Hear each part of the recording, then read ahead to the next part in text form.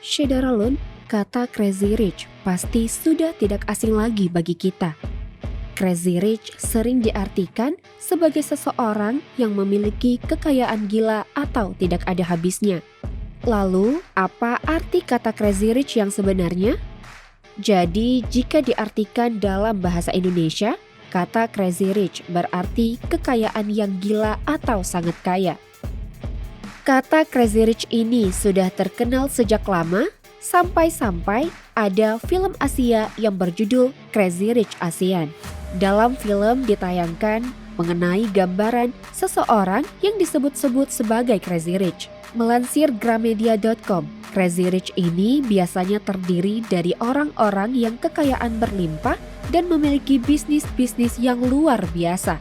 Seorang Crazy Rich ini biasanya memiliki rumah, mobil, harta benda mewah, dan gaya hidup khas kelas menengah atas. Di Indonesia sendiri telah ramai penyebutan orang-orang Crazy Rich, dan biasanya diikuti dengan menyebutkan daerah asal mereka. Misalnya, Crazy Rich Surabaya, Crazy Rich Bali, Crazy Rich Malang, Crazy Rich Medan, dan masih banyak lagi.